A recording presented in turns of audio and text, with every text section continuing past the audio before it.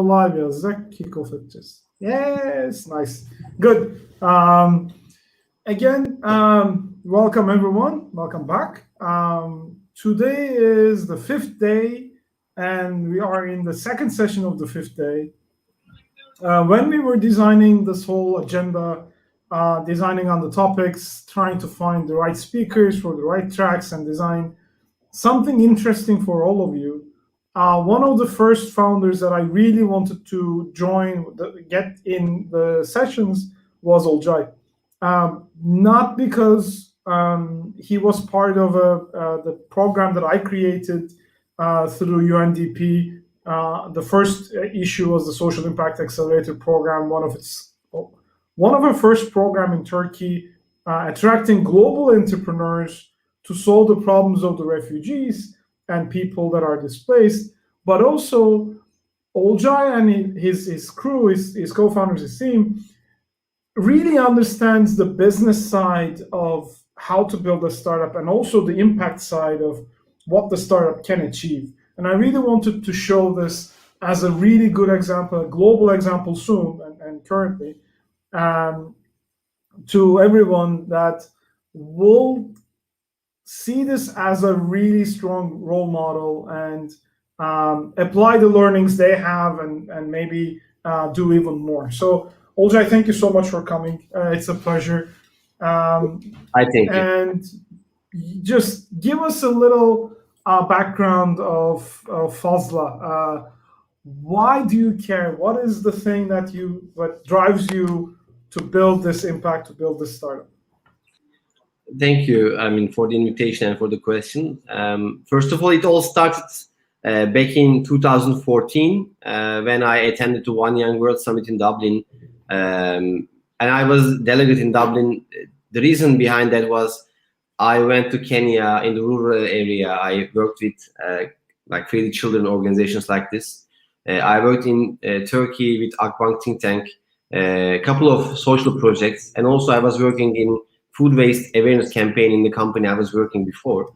And then when we went to Dublin as a delegate, I first time learned about 2030 SDG targets. And actually, I always say I find myself lucky because it was 2014, even, slightly before the official launch of the SDGs 2030 targets.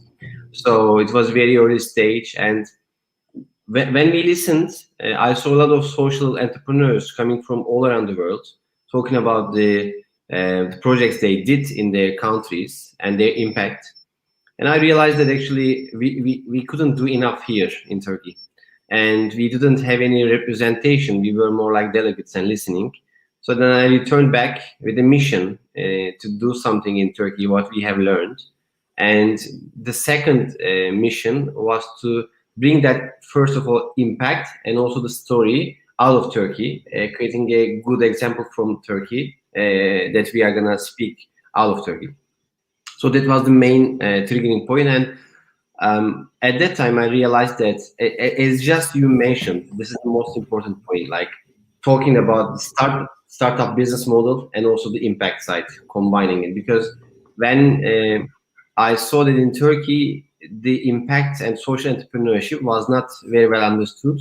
And it was more like an NGO approach. And so somebody should have told them, what's the truth, and not only telling the truth, but also showing an example. So the main mission that we established the company was to show youngsters in Turkey that actually you can establish a business model out of impact, and that is not an NGO. So there are two different things that should be in the ecosystem together and work together. So that was the beginning point. And then we started working on SDGs. There was no idea in the beginning. I was very much looking into the climate change topic because it was the topic that was discussed mostly. But then I spent like a year here back in Turkey reading a lot of on these SDGs, and then I saw this 12 targets and second, etc. Then the eureka moment was that actually I saw actually you can solve both more than one problems by combining them. So when you just like in our case, when you decrease food waste, which is going to the responsible consumption and production part, at the same time you can also fight zero hunger and climate action, Exactly. all as synergy. And the target of 17, which is like making partnerships Partnerships. for the purpose, was in the heart. So we started defining the targets, and then we came to the idea. So in the beginning, as I mentioned, from climate change to the other parts, and then I spent like 1.5 years on making the literature study. And what are these SDGs? What are they telling to us? And I always see these as a compass, giving us a truth and a way. And also at the same time, this is a big market potential, because like till 2030 somebody should solve this problem. An investment should be taken there, and in order to do this, of course there should be a business model, but if there's a big problem, there's a market as well. And that's the difference might be is that you need to create this market. It's not easy game, and so we knew that, and we knew that it's not going to be easy, but we needed to think and we need to read and understand. So this is why we spent a lot of time on literature study, and then we went to the details on what is this. I mean, actually, even before defining the food waste problem, we came from the carbon emission targets from climate change. So then we decided to move focus on food waste, and then we started reading what is this food waste problem? Why the developed countries couldn't solve it yet? What could be done, etc. That was the process, and then finally we came to the idea and we started to establish. Let me start. Let me stop here for leaving it to you because I don't Yeah. want to just go all the way. No. I mean, I'll let you carry on. But tell us, like, how long did it take you to sell the idea to other people? Yeah. To people to work with you, to people to partner with you, to people to first test the business model. How was the reaction, and what took so long, or what was the actual thing that took you longer than you thought it would, or like, did you receive an immediate welcome? Yeah, I mean, for first of all, I attended the accelerator program, a local accelerator program, with the idea, and they were a bit skeptical, but they were a bit higher at the same time. They were very positive on the direction, because it was the first time they heard such a project in Turkey, applying to an accelerator.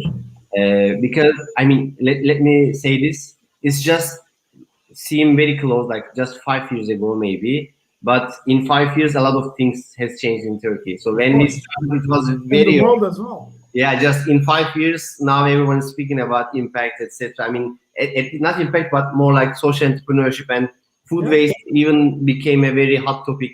Everyone's speaking about it, but Yeah. 5 years ago that was not the case.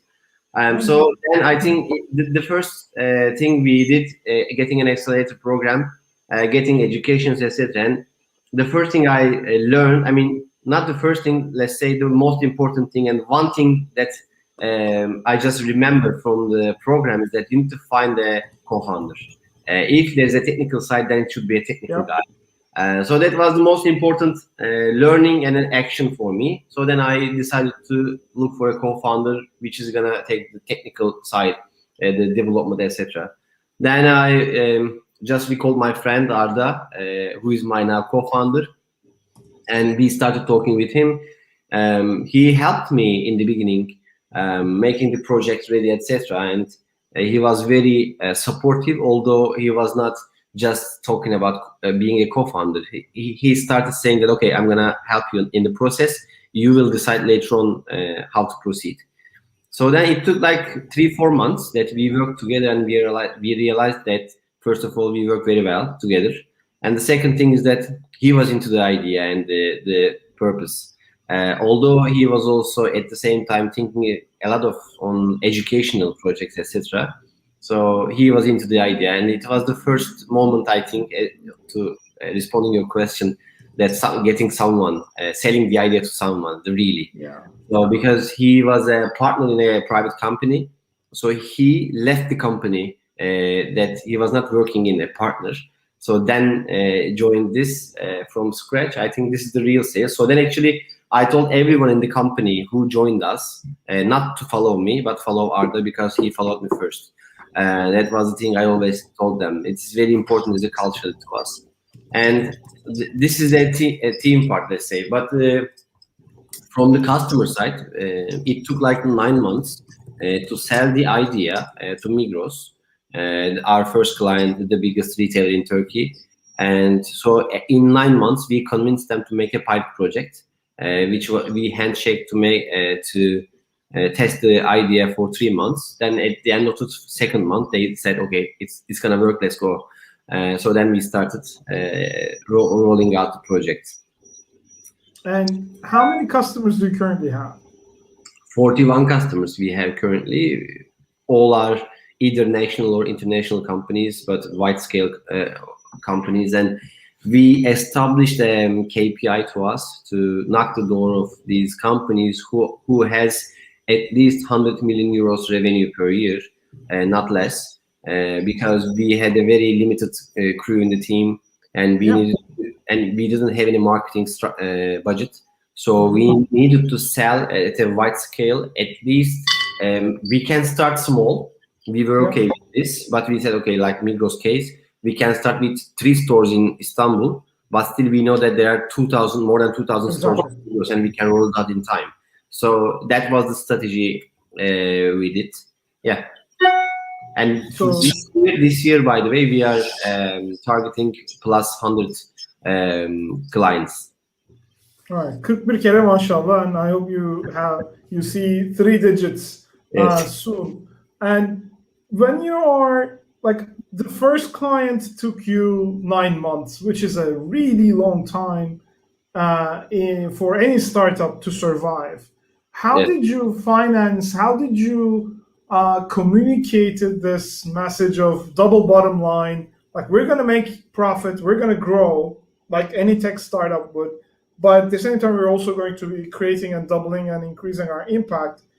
Who did you reach out to? How did you get the first financing in the door? Because getting clients takes 9 months, you need to eat. You should not go hungry while building a zero hunger startup, right? Yeah, I mean, at that time I was working and I didn't risk this part for a while. So until we get to go the green light for the pilot, at least, which was a free pilot, by the way, we didn't charge anything in the pilot, but still, till pilot, we decided to move on with working. And when we get the green light, okay, we can take the risk now. Now or never. It was the case for us because we needed to be on the ground. So then we took it. But in the beginning, we did not focus on getting the fundraising at all. I didn't knock any door for getting a financing because what I was always believing and saying is that we need to first find the customer, which will attract the investor.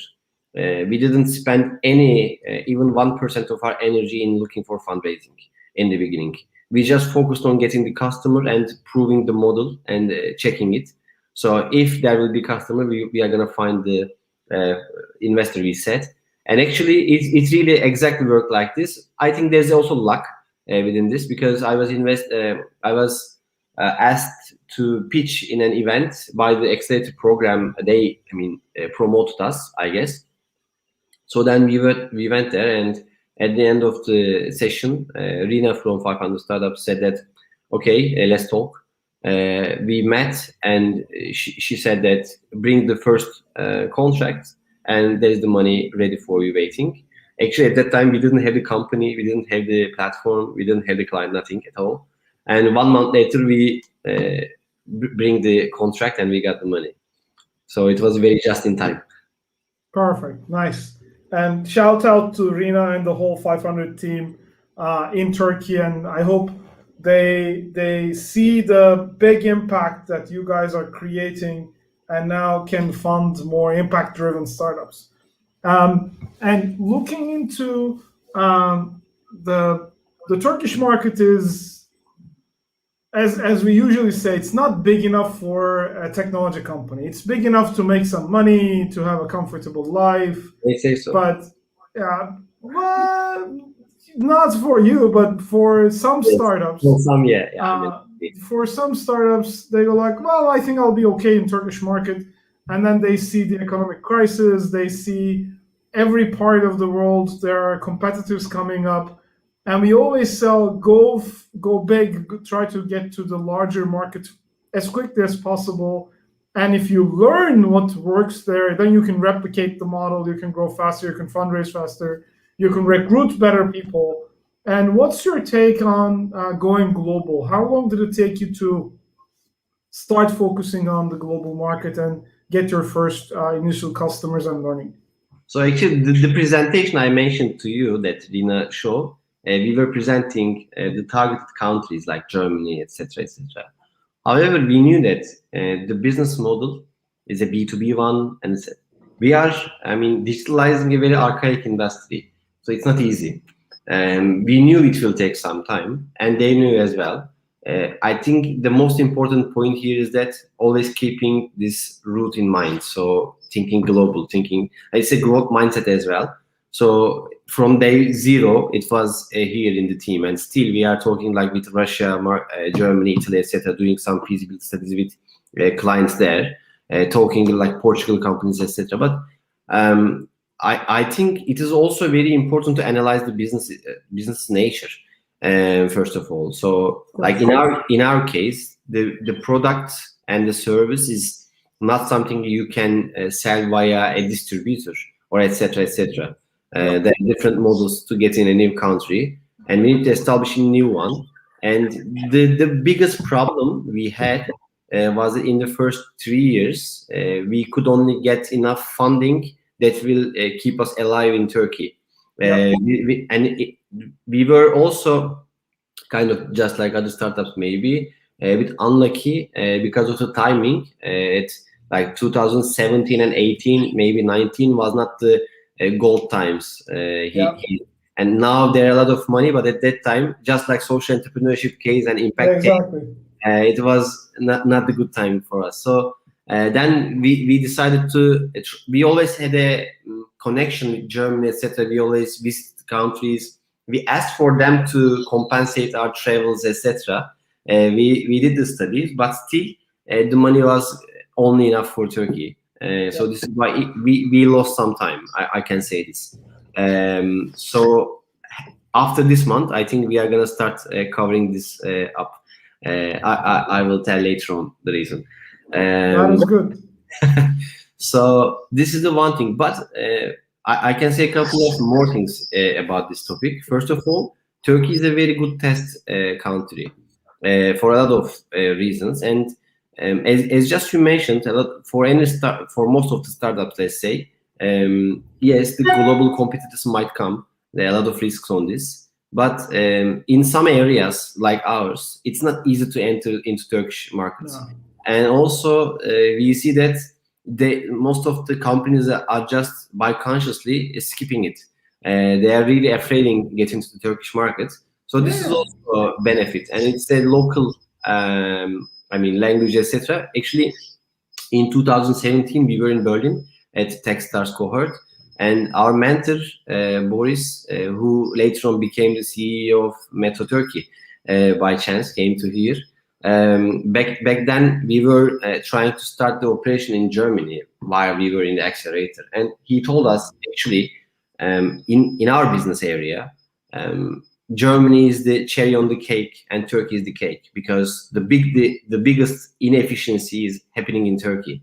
And then we really analyzed the data, and we saw that in euros, not in Turkish liras I'm speaking, in euros, the value of the food waste in Turkey was bigger than Germany.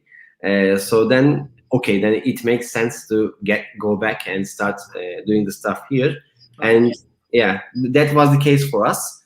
So now it's time for us to go back again to Germany. Right. But I think your experience getting into global accelerators and getting feedback from people who have different experiences and do not get bogged down in a single market was really helpful. This is something I always advise to Turkish startups. Like before applying to Turkish incubators, accelerators, who unfortunately don't have any financial resources to share, apply for the large ones. Apply Yes. for Techstars. Apply for 500. Apply for YC is a big deal. YC is something else. I mean, it's really difficult unless you are really targeting large American market. Yes. YC is not helpful for many companies for the rest of the world, but there are lots of global accelerators that are focusing on regions and verticals. And from somebody who has experienced in multiple areas, do you think the global appetite for impact startups has increased because of the movements that are created by young people like Greta or by UN doing a lot more with private sector or with NGOs and foundations like Bill and Melinda Gates Foundation playing a key role in many areas that impact human lives or environment or social injustice. Do you think that there's an era, there's a movement, or is this just something temporary? I think this is a movement and a beginning, but I don't think just even the investors also explored it yet. They don't know even what they're gonna see yet. It's in the beginning. It's like just exploring America in the first time in this area. So the results will be seen like 10 years later. But the real impact behind this movement, I think, is the UN, because with this 2030 campaign, I think, which is like for the last 20-30 years maybe one of the most successful global campaigns ever, because they really spread the word and the purpose and the idea all over the world within a very short period of time, and everyone is speaking about it, and even it attracted the investors, because I also had the opportunity to attend the Social Good Summit in Geneva and New York, 2 years respectively, and the biggest talk by the impact investors was done actually. If we want to reach out these 2030 goals, there's a big in the financing and we need to fill it. And the UN created a good agenda for this, and there was a plenty of money for that area that no one knew where to invest. And I can make a criticism here as well, because of that I was speaking, a majority of this money also was spent in the wrong hands to the wrong companies, just using the impact as a marketing part and adding a purpose, etc. This is why I'm saying, because in our case, we started from a purpose-driven approach, and investors were very skeptical on these models, and they were very more comfortable on putting this money into the business models they already knew, and they can add an impact marketing on it. So that was the mistake in the couple of beginning years. But still, I think there's a big opportunity, still a lot of money, and they are finding the way. Then we have a big responsibility to show good results in scaling, in business models, etc., together with the impact, so that they will be more encouraged to invest in the coming startups. So, I mean, it was. I actually wanted to share a screen that this was crazy when at the same time I was doing this. So let me do this. So I hope you can see. So this book that I was one of the leaders in making this happen is published in 2012.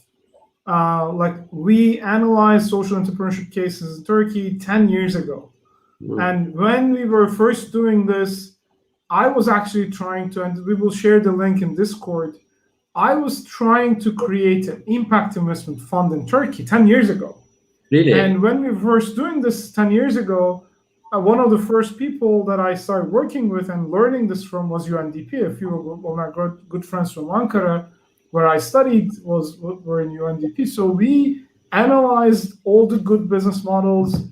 Chopmadan was there, Kedev was there, a lot of people. That was the beginning of movement from NGO to business, like social business, inclusive businesses. And then the things moved on. But I still, back then we weren't able to fundraise for the impact fund. And there are still no pure impact funds in Turkey. There are a few groups that are impact included funds. I would not necessarily call them funds, not because they are trying to look into technology and impact at the same time, but also because most of the VCs are struggling to get into the same deal. So it's not like they are investing in long-term impact-driven teams yet. I hope they do recently.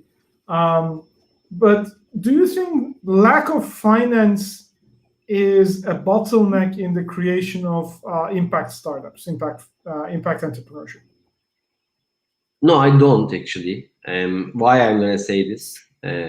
So it is always harder for an impact startup to get fundraising because first of all you need to pass the exam that you need to be at least revenue generating, scalable, and as a solid business model like any other startup. And on top, you need to have an impact. So then, if you already have that business model and the scalability, you can actually get this money from any kind of VC. So then, having an impact start VC fund would be more better fit on the long-term vision, support functions, etc., etc. It's the best case, I think. But in our case, I didn't get any money from an impact fund, and still yet we are here and we are getting the investments. So because we had the model, so then even any VC would enjoy getting a positive impact. Who would say no if you have the thing? But the real problem again is finding customers. Yes, finding customers and creating the business model. And in the beginning, most of the entrepreneurs, the biggest mistake I see is that they really start with a feeling that we are doing good. That someone needs to get a favor to us. I mean, looking at the impact investment as a favor, and so it's they always see that in the majority at least say that we need to get the funding easier versus other startups, which is not the case. And then it was for me like 2018 or 19 to face this reality. In the beginning, I was also feeling similar. But then facing the reality, it's easier to navigate through your roadmap. Yeah, but I think at the same time, because sales take so much time, sorry, Yes. Sales take so much time, especially B2B sales takes so much time in Turkey. It is really difficult to build models that are proven enough, Yes. and that you can actually build a scalable model and build a team, and through revenues you can bootstrap. A lot of the times, even for technology startups, and I don't separate the technology from impact, but impact first startups struggle both ways. They both struggle to tell people they're not quote unquote tree huggers, but they have a solid vision in creating more impact through technology, through scale, but they also need the same resources, so they're competing with everything in the horizon that are trying to scale and grow without so much concern about impact. So I think lack of dedicated funds, dedicated programs really was an issue before. And last but not least, before we have a few questions, what was your experience like when you joined the programs that we created with the Impact Accelerator?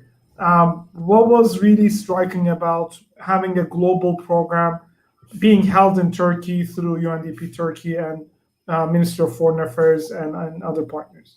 I think the biggest impact in my mind, for personally I'm speaking, by the way, I started to believe more in Turkey, and so it was a good thing that we became kind of a hub, and people came from the globe, and we were driving the agenda. And I attended a lot of programs globally, like in Geneva, New York, London, Berlin, Yeah. etc. And always I heard this phrase, oh, it's the first time we see a Turkish social enterprise around here. Yeah.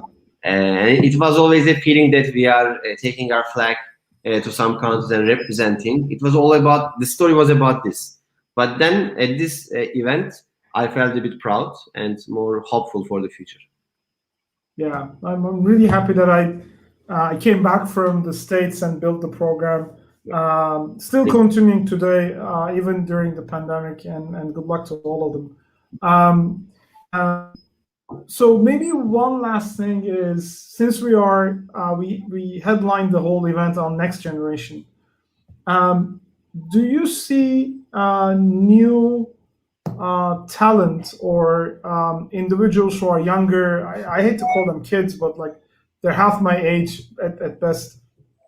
High school students, recent graduates. Do you see more interest building up with this generation on purpose? And we discussed this briefly with Didem as well. Will more people start joining companies like yours? Will more people start building companies like yours? Because now they see there is impact to be made, there is attention to be paid into real global problems. Are you hopeful for the next generation of young social entrepreneurs?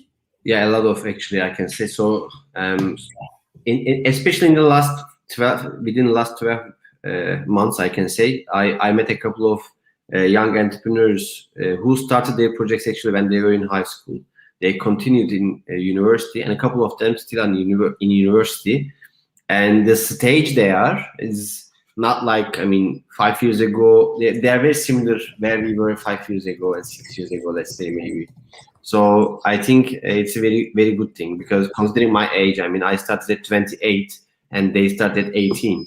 That was the good thing. So the second thing I can say is that I had an experience. I went to Robert College to an event speaking, and there's a guy. He discussed the ethical side of impact investments and the social entrepreneurship with me, and I just then learned that he just graduated from secondary school and it's the first year in Robert College in high school. So I Nice. I was really impressed, and I said, okay, when you heard about the ethical discussions and when you heard about social entrepreneurship, I was really impressed, and I'm very hopeful. Yeah, so that's a good candidate for a nice summer intern, huh? Yes. And Anyways, we got, by the way, we got summer interns from high schools. nice. That is Including Robert perfect. College, yeah. So we like to end with notes on hope, but before that, we always like to give I always like to give the floor to entrepreneurs who can voice out what they want. Like currently, how can the whole community, the Techstars Star Week community, next generation community, can help you? Are you looking for connections? Are you looking for interns? Are you looking for technology teams? Are you looking for funding? Are you looking for customers? How can we help? First of all, let me give a good maybe news from our side. We are closing a good fundraising within June, and it will be a huge one, at least for us, considering the last 4 years. Thank you. And so I might ask if there's interested ones that we are increasing the technology team, and year by year the ratio of the technology team in the team is increasing. And currently we are 46 people full time, and we are heading to 80 people end of the year. So looking for high talents in the technology team who don't want to leave the country for Germany and Finland, etc. Let's keep them here. So this is what I can do. All right, how can they reach you? On LinkedIn, Olcay Silahlı, or olcay@fazlagıda.com. I'm very, very reachable, by the way. Just Perfect. My name, I'm always responding. Wonderful. Any parting thoughts, any comments, any feedback for the last minute of the conversation? To me or someone else? Well, if you have, I mean, I didn't see any questions, so if you have anything to close the session with, the floor is yours. I mean, it's just, I can say, we were just discussing before the event with a new team member. It's not like because we heard this from Steve Jobs, but I always say to people that like we the crazy people here trying to do something, and I always say to the team, actually, if we don't do this, no one will do this. So this is a kind of thing, and in an impact journey, the purpose is really important, and you need to keep in the nature and in the DNA of the company, and you need to believe in it. And this is a long way ahead. So if there are someone listening this that even considering getting into this journey, keep your resilience and be hopeful, and let's do it. All right, perfect. Great final words after a good session. Thank you so much for your time. Good luck. I'm happy to hear the news that now your worries about fundraising will be off the shelf for a while, and your time and growth will kick up. And we're very happy to kind of lead the way to globalization as well. And I'm sure after this session, a lot of people will join your not a crusade. We can say it's like your journey towards impact. Thank you so much. Have a good rest of your day and rest of the week, and we'll see you soon, inshallah. You too. Thank you. Bye. And for the rest of the sessions, this was the second session. We have 3 more sessions now kicking off in a couple of minutes. And then hopefully by the end of the sessions, we'll have a final wrap up with all the moderators that came through, that served you interviewing the founders and the leaders of the next generation. So see you soon.